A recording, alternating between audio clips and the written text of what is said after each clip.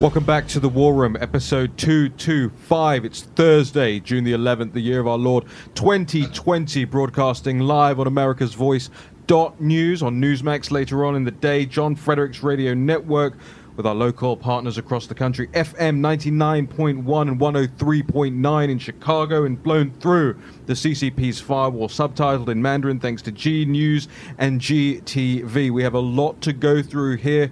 The news media leading with the most recent comments by General Mark Milley this morning, apologizing for being in the Trump photo op at Lafayette Square. We'll get into that. The jobs numbers coming out this morning as well. Peter Navarro on Pennsylvania radio as well. Very important. And the ongoing Antifada, as you heard about it on the show yesterday.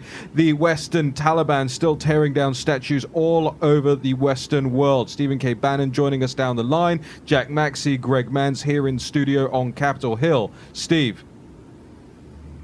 Yeah, I want to thank Senator McSally. Had to move things around. Now we're going to get to the great Jason Trenner. We got Mike Walsh and Miles Guo both on in this hour.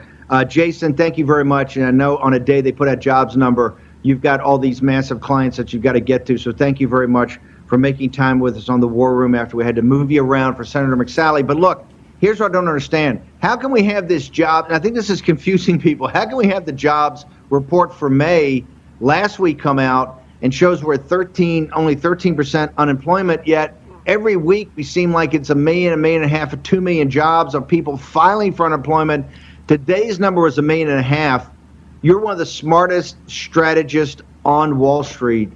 What is the story of these numbers and what do they mean? I don't want to get too in the weeds on this, but there are two different surveys, and there are two different. One is a survey and one is a count. So what we get on the first Friday of every month comes from something they call the household survey from the Bureau of Labor Statistics, and what we get every week is actually a count of people filing for unemployment claims at the state level. My own opinion is that the because it's simply a count, the numbers are more reliable when you get unemployment claims every week, because it's harder for academics to screw up the modeling and all the rest of it. And again, it is a phone survey that gives you the unemployment rate, whereas the unemployment claims are literally just the number of people that are logging on and getting unemployment. The good news is that it's looking like a V, and it will look like a V for a while. A lot of the, I would say that the kind of lower end jobs are going to come back quickly, which is great. And the bad news is that some of the supervisory level jobs have yet to be laid off. So getting the unemployment rate lower is going to take time, because we've done real damage to the economy, small businesses, with the lockdown. So, let me just ask you a basic question. Where do you think we stand? How many people in the country are unemployed right now? And what does that pretend? What is that? How do you see that rolling through what we think is an economic inferno in the next couple of months? I mean, I'm just trying to get our handle on how many people are actually unemployed. Listen, there's initial unemployment claims, and then there's something called continuing claims. So this is something you could easily look up just on the internet. Continuing claims, in my opinion, are probably the best indicator right now, because it's how many people are are continuing to receive unemployment insurance. And right now, that's a little shy of 21 million. It peaked at about 25 million. So the good news, and to give you some perspective, last year on an ongoing basis every week it averaged a little less than 2 million.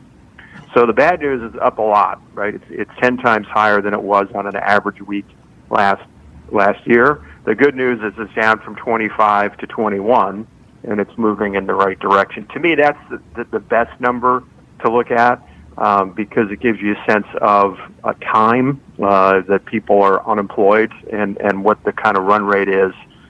Sometimes a lot of people have been furloughed. The numbers get a little bit unclear, but I think that's a good figure to use. Okay, so it's not the 35 to 40 million that we feared it was. Last question. If we're going to have a clip from Peter Navarro in an interview he gave this morning on Philadelphia radio about the Philadelphia shipyard, where they're actually creating thousands of jobs. If you were able to talk to the President of the United States, Jason, what would be the 2 or 3 things you would tell him he must do to focus on jobs? The main things are the things that he's done already, and have don't apologize for trying to cut taxes or look for pro-growth policies. The worst thing that can happen, and the 30s taught us this, in my opinion, is to seek what Bill de Blasio calls a fair recovery, where you're trying to mix social progressive policies with an economic recovery. That will set it back. It will cause the economic misery, to last a lot longer than it would be. And my view is to double down and to look for more tax cuts, more regulation cuts. A payroll tax cut would be great. A cut in capital gains tax rate would be great. But you're in the situation now, there's no sense in trying to save your way out of the debt. Joe Biden, Vice President Biden's talking about increasing corporate taxes. I can't think of anything that would be worse for the economy right now. So my opinion is more of the same, is to encourage capital formation. Let me ask you one last question then before we go, because I know at your firm you got some of the smartest economists and econometrics guys around. Dave Bonson, other people have been on here worried about the Japanification of the economy, 10 years of low growth because of these deficits, and now because of the bazooka that Chairman Powell, the $6 trillion bazooka that Chairman Powell has unloaded into the economy to support asset prices. What's your thinking on that? You're a pro-growth guy. Do you think we're into a long run of 10 years? We're going to have very difficult time having growth? It's a risk. I think that the more, my own opinion is, the more the government interferes, the longer the pain will last. You need to let markets clear. You need to let firms fail. And when people talk about Japanification, what they're really talking about, another term you'll hear, is the zombie companies, where you have a lot of companies that are kept alive simply because interest rates are extraordinarily low. The problem is that actually keeps inflation lower longer than it would be. It makes it difficult for very strong firms to really outperform. And so you need free markets, and you can't be afraid of failure. So U.S. is very different than Japan culturally, and it has, I think, a lot more innovation. And so I'm not particularly worried about that, but it is a risk. If the more the government tries to help, it seems to me, the more likely that scenario becomes. Jason, thank you so much. I know in a day they put out the numbers. You're busy with clients, and the entire audience community wants to thank you for coming on. Jason Trenner from Strategis, one of Wall Street's sharpest minds. Guys, I want to pivot now. So there's a lot of uncertainty around these unemployment numbers. I don't think it looks like the awful, 35 to 40 million we're talking about, but that's why it's good to get guys like on Jason just to figure out what the numbers are. I don't think the White House, at least up until the time we had Jason at 11 o'clock, has the White House put out any statements about these unemployment numbers at all? Has there been any guidance from the Treasury Department or from the White House? Have you guys seen anything? There isn't anything particularly about, well, actually, I tell a lie. 1 minute ago, Steve, the president tweeting, the Federal Reserve is wrong so often. I see the numbers also and do much better than they do. We have a very good third quarter, a great fourth quarter, and one of our best ever years in 2021. We will also soon have a vaccine and therapeutic/cure. That's my opinion. Watch. That's 1 minute ago from the President of the United States, Steve. Well, he's on cue. He's helping War Room Pandemic, so we want to thank him for that. I want to pivot back to the Don line. I know we got Mike Walsh in the next hour, but this gets to the unemployment number in the economy. You know what, Raynor Jackson, I thought that was all world yesterday when he threw down in the cabinet room with the mainstream media locked in there and they had to record it. And he threw down, and they really haven't had any challenges back to him. Do we have the clip? Can we play Don Lemon's do we have the Don Lemon clip? I mean, he challenged Don Lemon, and Don Lemon's got this clip about white-splaining, the situation and singling out, I think, O'Brien and other people in the administration. Yeah. Well, yeah. The best concept is Raynor Jackson putting forward, and he called Don Lemon out personally. Why is Raynor Jackson not on Don Lemon's show? Let's go ahead and roll the clip for the audience. They can hear for themselves what Don Lemon has to say for himself. And when this president and his administration, as thousands and thousands of Americans peacefully protest racism and police brutality, when they won't even admit that systemic racism exists in our society and in our police departments, well, don't take my word for it, just listen. You said you don't believe systemic racism. I do not. At all in the U.S. I do not. You don't think there's any systemic racism against African Americans in the United States? I will say it again. I do not. We want to make sure we don't have any bad actors in there, and sometimes you'll see some horrible things like we witnessed recently, but 99, I say 99.9, but let's go with 99% of them are great people, and they've done jobs that are record-setting. I think there's racism in the United States still, but I don't think that the law enforcement system is systemically racist. Do you think systemic racism is a problem in law enforcement agencies in the United States? No, I don't think there's systemic racism. I think 99.9% of our law enforcement officers are great Americans.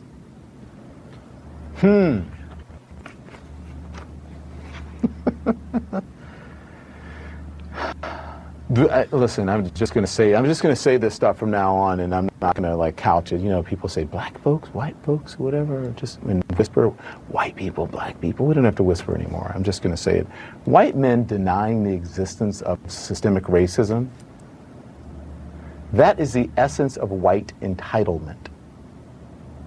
We do not need their permission or their sign-off on what we know to be true and what we have lived. That is white mansplaining. How can you solve this problem? Steve? Yes, sir. Can you white-splain for me what Don Levin's talking about?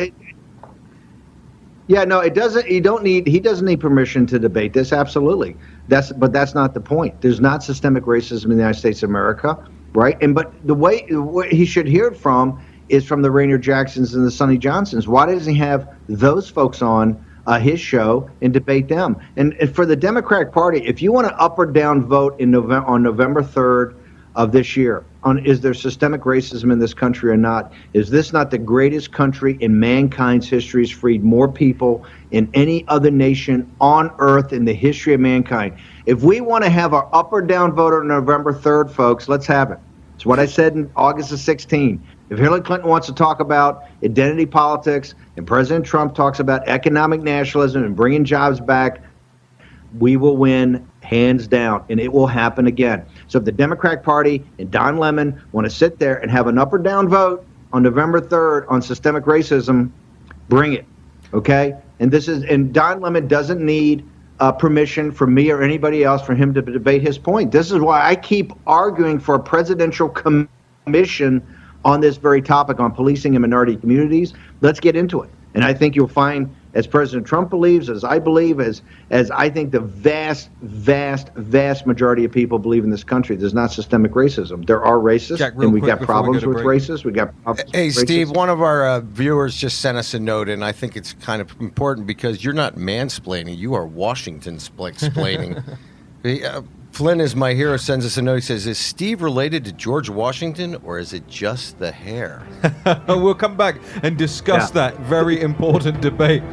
Next up, Michael Walsh on War and Pandemic, Jack Maxey, Greg Mann, Stephen K. Bannon, Raheem Kassam. Stay tuned. We'll be right back.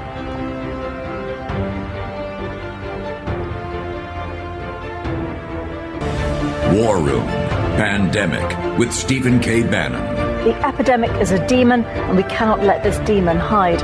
War Room Pandemic. Here's your host, Stephen K. Bannon. You're in the War Room. This is Capitol Hill in Washington, D.C. This is our own semi-autonomous zone here on just right near the Supreme Court. You got Jack Maxey, the warlord, Greg Manns, and Raheem Kassam here in the War Room. We will be getting Stephen K. Bannon and Miles Guo back with us very shortly. But right now we're very, very pleased and honored to bring back to the show a guest that we've had on in the past, a wonderful author and somebody who has an extremely important column that you guys need to read over at the Epoch Times. It's called The Great Proletarian Cultural Revolution Arrives in America. The author is Michael Walsh. Michael is the author of books such as The Devil's Pleasure Palace, The Fiery Angel, and Last Stands. And Michael, thank you so much for joining us here in the War Room, this at least remotely this morning.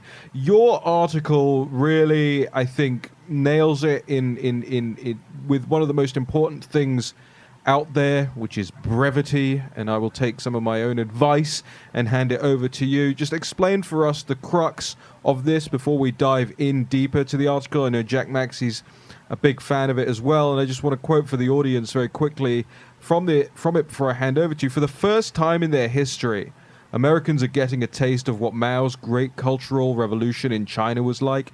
It is not enough to ruin a man's livelihood. You must also make him crawl on his belly like a worm and make him eat the humiliation. Michael, thanks for joining us. Over to you. Hi, thanks guys for having me on. I really appreciate it, calling in for far off Ireland here, where it's just me and the cows at the moment. So it's nice to hear a human voice. Look, I'm 70 years old. I was 18 in 1968. I was in college. I was a junior in college then.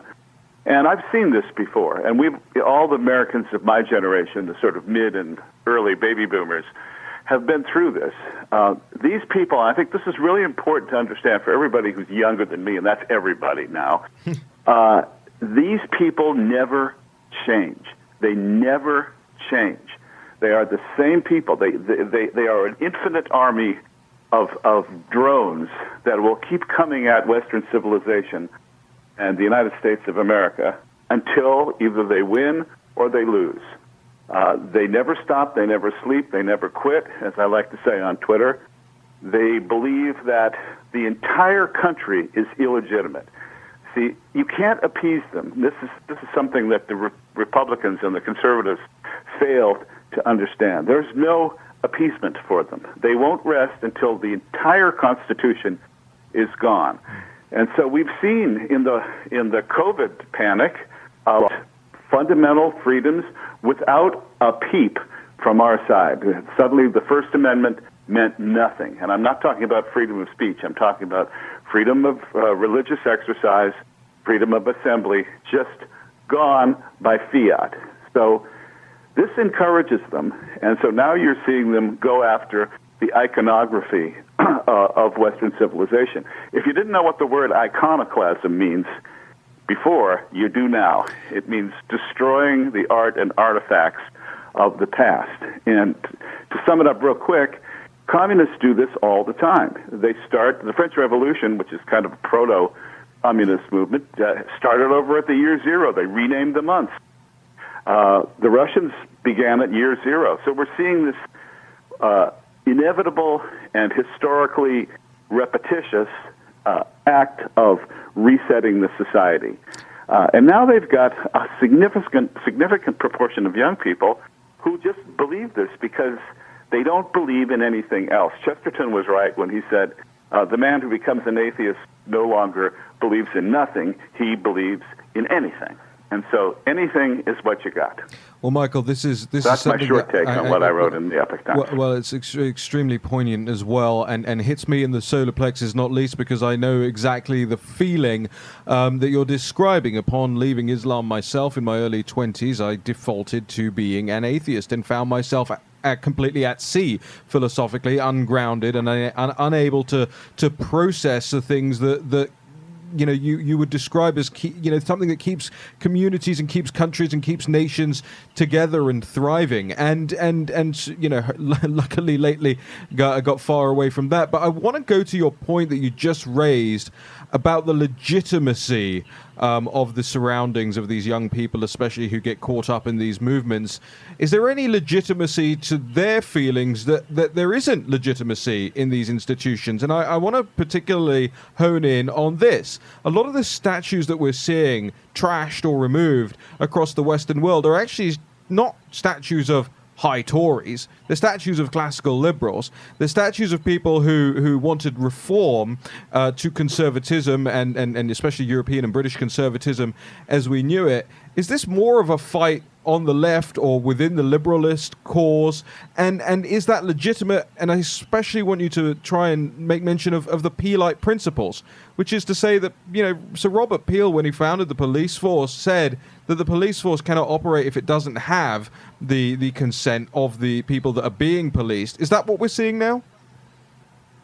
Yeah, I think in part it is, Raheem. I would say the locus of their argument on the left, whether it's between the radical left and the garden variety left and the ignorant left, is Alinsky's rule number 4, which is make the enemy live up to his book of rules. Alinsky meant that about Christianity, but now it's being applied to Western civilization in general. Because in the past it was not perfect by the standards of the present, it must be destroyed so the future will have no access to it. This is a classic Marxist organizing principle. Yeah, are some of these statues bad guys? I guess. I mean, I don't know the history of every single statue in the UK, for example, but I see a lot of them coming down. But I do know Columbus. Here in Ireland, they're talking about taking down a statue of Columbus in Galway. So what did Columbus have to do with anything? Unless you buy into the notion that he's the fons et origo of Western racism being transplanted to the New World. But if that's true, and as we recall that the Spanish and the Portuguese, at the behest of the Pope, divided up all of the world, but especially the Western Hemisphere, why aren't the Spanish and the Portuguese taking the brunt of this argument against slavery? They seem to get a pass because they've now become honorary people of color, apparently. So this is mostly directed at Anglophonic Western civilization, and we have to recognize the enemy for who he is. One of the great ironies today about tearing down these statues of Columbus, the one that they tore down in Minnesota overnight, apparently, and this is to me just sublimely ironic, was apparently given by an Italian family who actually, one of the members was a sculptor. It was given to the state in acknowledgement of the kindness shown by the people of Minnesota to recent Italian immigrants. So it was actually given as a token for kind of cooperation amongst people. I just feel like we're in a Fellini movie almost, Michael, comments on that? Well, it's bad. I mean, anything that's Western is now going to be tarred with this brush of the all-purpose word racism. Now, it's interesting about the word racism. I was doing a little research, and I found a piece by John McWhorter, whom I know, and who's a black conservative, very good writer, interesting thinker. And he made the point that racism didn't come into common parlance until the 1970s, in other words, right after the student revolutions of 1968. The word itself, the earliest coinage is in 1902, which was used by some British explorer or something, maybe American, I forget. But the point is that before 1970, it was called prejudice. So you weren't supposed to be prejudiced against people. And the word prejudice was on everyone's lips. And then suddenly it turned into racism, and now it's been weaponized in a way that prejudice wasn't able to be weaponized, and we're dealing with the consequences of that because no one wants to be called a racist, and rightly so. Michael, just we've got 2 minutes left here, and I want to ask what may sound like a controversial question to some. Are we too soft on this? You mentioned in the first part, in your opening gambit, about how this keeps coming back, and it's so evident to people who follow it that when you look at the Occupy protests, when you look at the Socialist Worker Party, these actually in large part are the same people who just keep salami slicing away at the institutions, keep growing very slowly. We've seen the Project Veritas video that came out this morning. We now have evidence that they're funding from George Soros for Antifa, the conversations they admitted to with Tom Steyer, and they're slowly growing and slowly growing. My question to you, because it's a question that often gets posed in a European context when you look at people like Viktor Orban in Hungary, my question to you is, are we too light on this? Are we so in love with classical liberalism that we forget to conserve and what it takes to conserve? That's a tough question to answer in just a short time, Raheem, but I think I have a problem with the conservatives who say, well, I'm really a classical liberal. They're really not, actually. This notion that Burkean conservatism is the only true definition of conservatism is, I think, skewed. The other problem is that we don't know what we're conserving anymore. We don't know what it's worth. We have lost touch with the origins of our civilization, and because we're now ignorant, we don't have anything to defend. I don't want to hear conservatives say, let the blue cities burn, who cares what happens to Seattle and Minneapolis. Michael, it's the United States of America, for God's sake. We have to jump, but we've got to get you country. back. We've got to get you back for a longer segment on this, because you're absolutely one of the leading people out there thinking this through and where it all goes. We'll make sure that we pop your op-ed and links to your social media and everything out for our audience, so everybody needs to follow Michael Walsh, and I'll tweet it out personally myself, at Raheem Kassam, at War Room Pandemic. Make sure you're following. We'll be back with Steve Bannon, Miles Guo, just a second.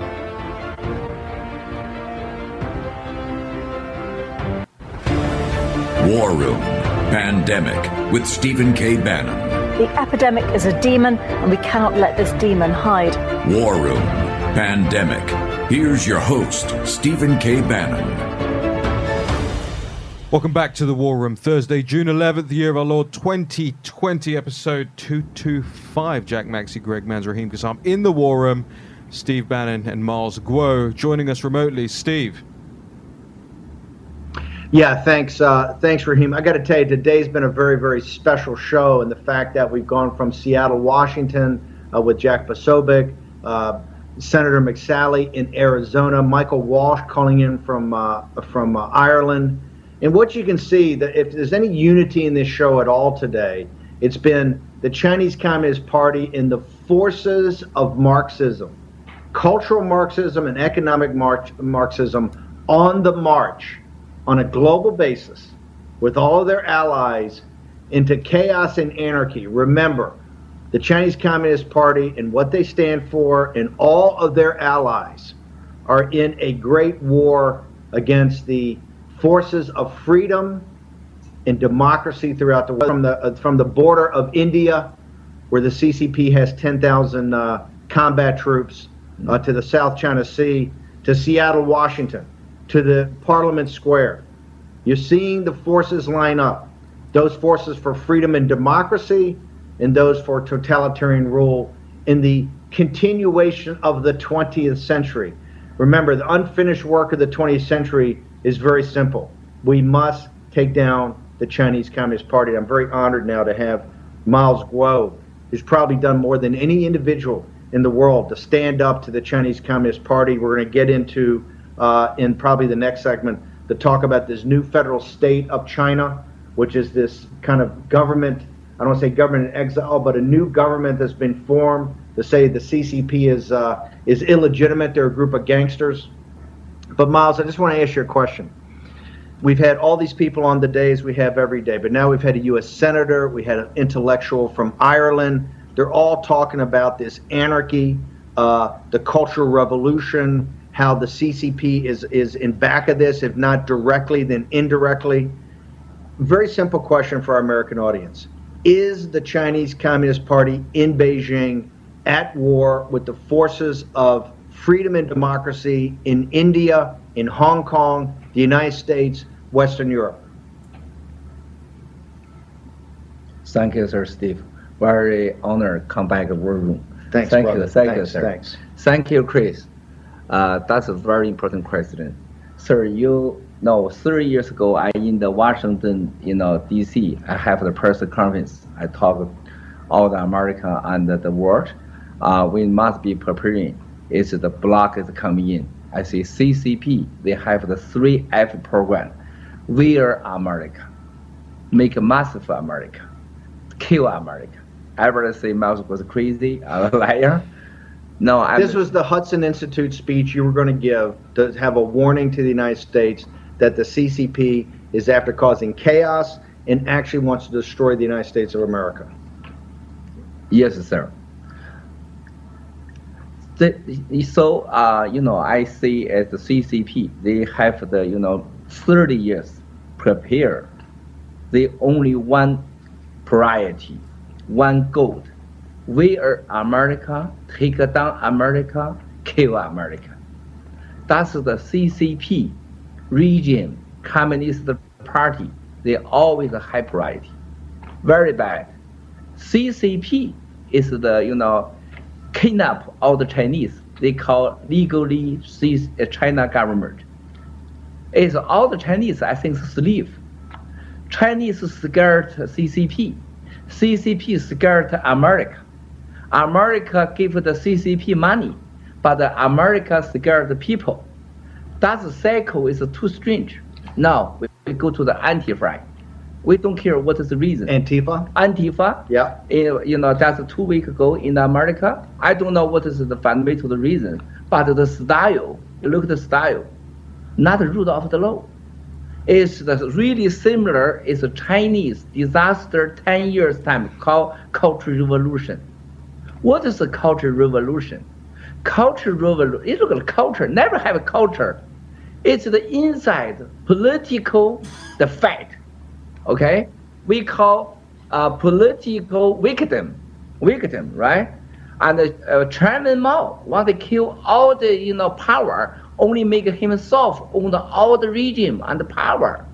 Because of this, they kill 45 million people. 45 million. 45 million. So this is the CCP. Okay, Marbley, the massive fight the masses.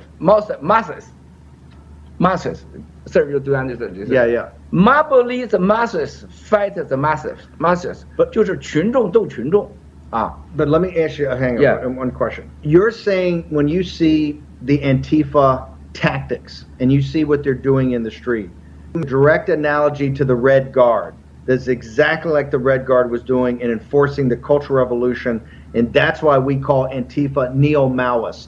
You think there's a direct correlation between how Antifa operates and the Red Guard? I think so. Sir, you have the 3 points. It's very important. Cultural Revolution, Chairman Mao is the anti-Americanism. Do you remember, right? Yeah.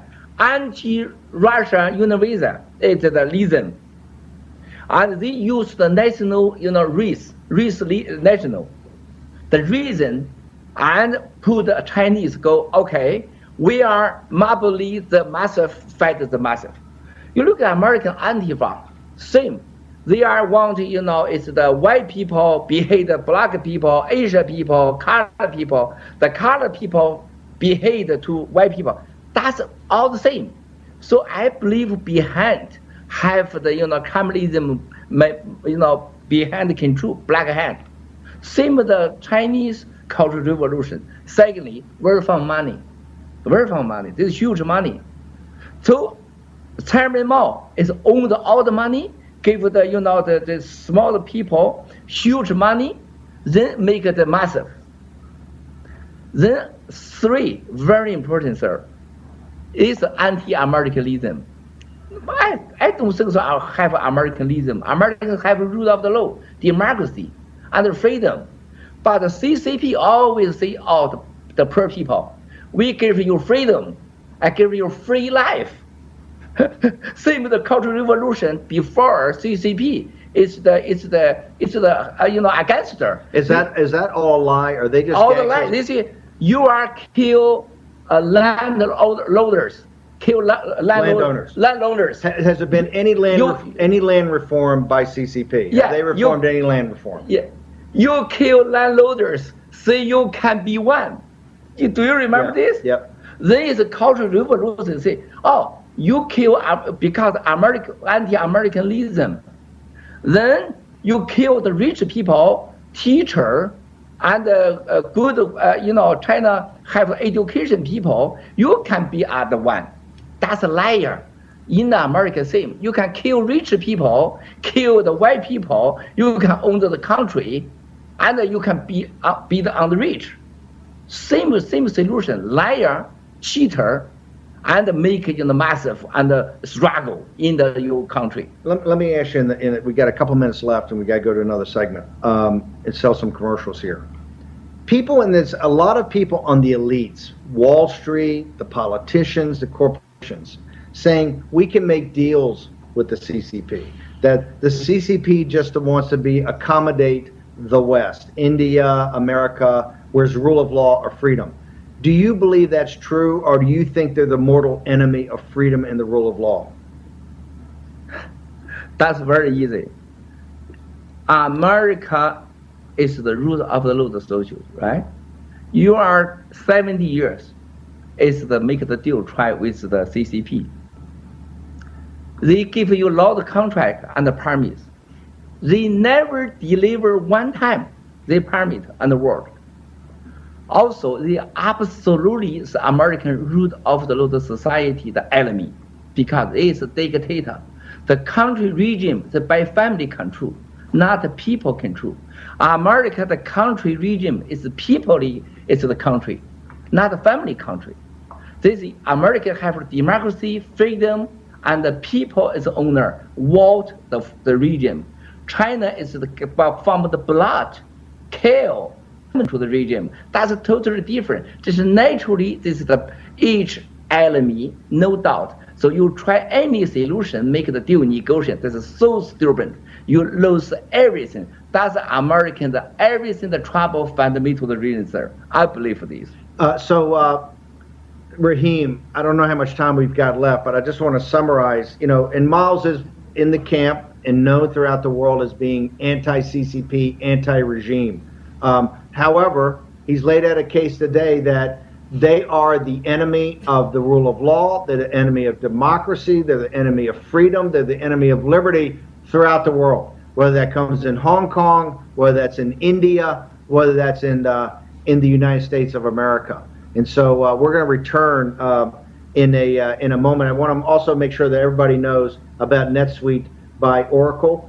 They're our sponsor. They're the #1 platform on the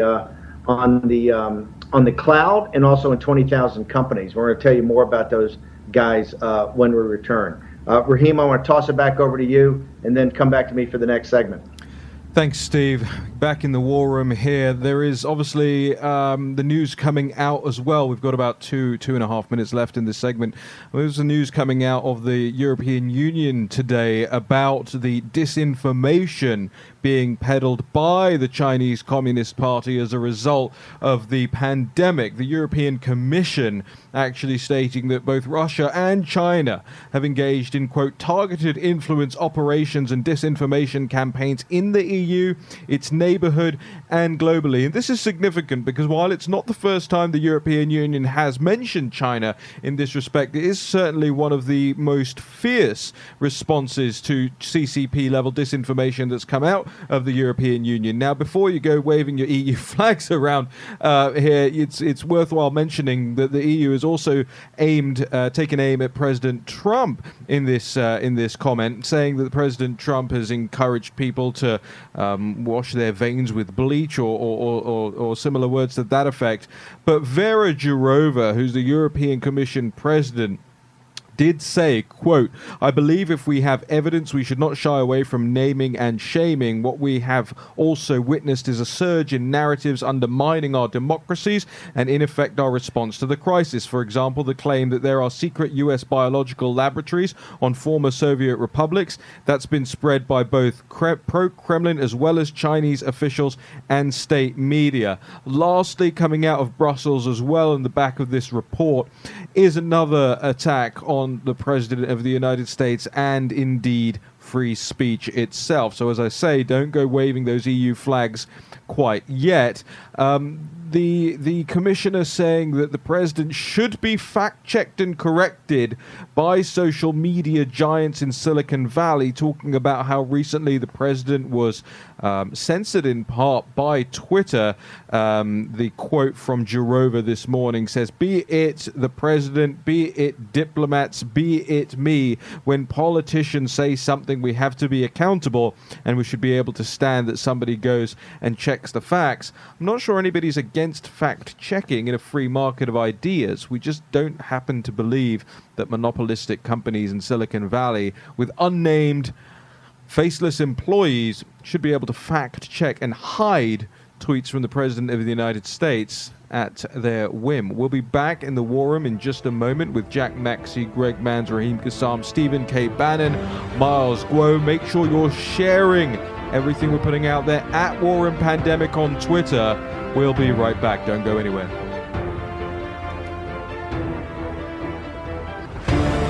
War Room Pandemic with Stephen K. Bannon. The epidemic is a demon, and we cannot let this demon hide.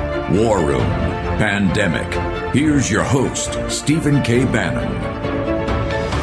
Welcome back to the War Room here on Capitol Hill. Jack Maxey, Raheem Kassam, Greg Manns. Joining us down the line, Stephen K. Bannon and Miles Guo. I just want to make mention of some breaking news that happened overnight as well that's just passed across the desk here. U.S. soccer will no longer require players to stand for the national anthem. Well, that's fine. Nobody watches U.S. soccer anyway. So we're not all that bothered about that. Over to you, Steve.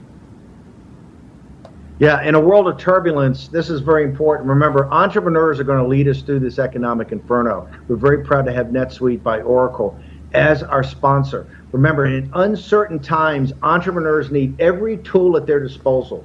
This gives you the operating leverage to take your business to the next level. So go to netsuite.com/Bannon to get access to the report, 7 action steps that every entrepreneur should be taking. Remember, Oracle is the #1 platform in the cloud.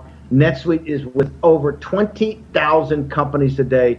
Make sure your company is one of will love this tool. Every entrepreneur needs tools. NetSuite by Oracle is the software package you need. Now, Jack, you told me in the break we've got some breaking news. That's not just about the U.S. soccer team. What's going on in Capitol Hill? Amazing breaking news. Senator Hawley has just introduced a bill called the Taiwan Defense Act. Very simple, a bill to maintain the ability of the United States Armed Forces to deny a fait accompli by the People's Republic of China against Taiwan and for other purposes.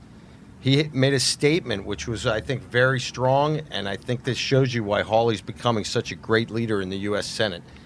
Taiwan is the linchpin of a free and open Indo-Pacific, Senator Hawley said. If the Chinese Communist Party is allowed to seize control of Taiwan, it will stand ready to dominate the region. This would pose an unacceptable threat to the lives and livelihoods, not just of our Asian allies and partners, but of working Americans here at home. We must not allow this to happen. Very solid. By the way, one last thing. What's happening to the chairman of the Joint Chiefs of Staff, Raheem? Well, General Mark Milley, the chairman of the Joint Chiefs of Staff, has made a comment that's now doing the rounds in the media this morning that he, quote, "I should not have been there. My presence in that moment, in that environment, created a perception of the military involved in domestic politics," end quote. He's speaking about the president's, what is being referred to as a, derogatively as a photo op, what I refer to as a show of strength in the face of consistent attacks days on end in Lafayette Square on the White House complex. People will remember President Trump holding up the Bible outside of the St. John's Church there, just outside Lafayette Square, and we've seen a couple of these so far. We saw the Defense Secretary backpedal on his presence, and now you're seeing the similar comments from General Mark Milley, chairman of the Joint Chiefs of Staff. That's the highest you can get, Steve. This is the reason I wanted to ask you about General Milley, is that the very first time I met Miles Guo in person, Miles Guo was staying at the hotel across the street from St. John's Church. He was praying in St. John's Church, which he goes and prays every day.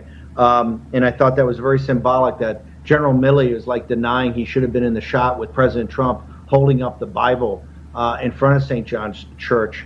Miles, we talked about the EU in the last segment, and I get a lot of grief every day from the War Room Pandemic crowd, which is pretty anti-EU. They're for the nation states, and you know that you spend so much time in Europe. But can you explain, and particularly I want you to explain the flag. One thing I want to talk about is that the first time I met you, you came out of St. John's Church after praying. What is the purpose of the big star in the middle of that flag? Thank you, sir. I think this 70 years, Chinese get kidnapped by the CCP regime. Kidnapped by the CCP. Yeah. CCP is don't want everybody to have faith. No faith. No faith. No faith, no religion. They talk Chinese. We are the religion. We are the faith. President Xi is a god. Chairman Mao is a god. That's crazy. They hold Mao up as a god. Yeah. So Chinese 5,000 years history is no faith. That's too ridiculous. They repeat the Chinese spirit, the faith. I think fundamentally China now need a faith is number one. Secondly, we need a democracy. We need a harmony. We don't need a war. We don't need to make a trouble with the world, coronavirus. So they blood. You look at CCP flag. It's the red color. It's from blood. They believe that red is from blood. Yeah, right. It's blood. We are regime. We are power is from blood. That's the CCP believer. We are believer. We are the power. We are the the country, the future. It's from faith and the democracy, people. And so we are water. Chinese culture say water is and the sun is make the body. Okay, sun and water is make the bodies. We are life. So the star is from the God, faith. That star represents God. Yeah, that's what's in the middle of your flag. All the people and inside is faith. So we want to create a Chinese harmony, social society, and peaceful under the world. And very important, we need 100% go back. We have faith. Buddhism, Christian, everybody can have the freedom free and freedom to religion. That's what I want. That's the flag, all the inspiration. The new federal state of China then is going to have religious freedom, freedom of speech, freedom of assembly, democracy, and rule of law. That's what all the people associated with this you commit to. Yes, sir, 100%. As the CCP, 70 years, and last 100 in any country, they just create hatred. This is all the chairman will say, we fight heaven, we fight the people, we fight everything. We have 1 minute left, gentlemen. They like a fight. Create a hatred. That's a harmony, not create a hatred. Since we are different CCP flag. No from blood, it's from God, from faith, from water, from human. Okay, we've got to roll. I want to say tomorrow we have black clergy, a special on for the entire second hour of the show. Bishop Aubrey Shines and others. Miles, one thing, I know we got a few seconds left. The soccer player, international soccer player that stood up and read this proclamation of the state has been attacked relentlessly by the CCP since he did this. This is how much they hate freedom, they hate democracy, and particularly if you look at that big star in the middle, they hate God or anything related to God. This is atheistic, materialistic communism, and they're trying to bring it to the United States of America. Until tomorrow, Miles Poe, Steve Bannon, the entire team at the War Room. We'll see you tomorrow at 10 a.m. So, thank you, Chris. I love Chris. Chris,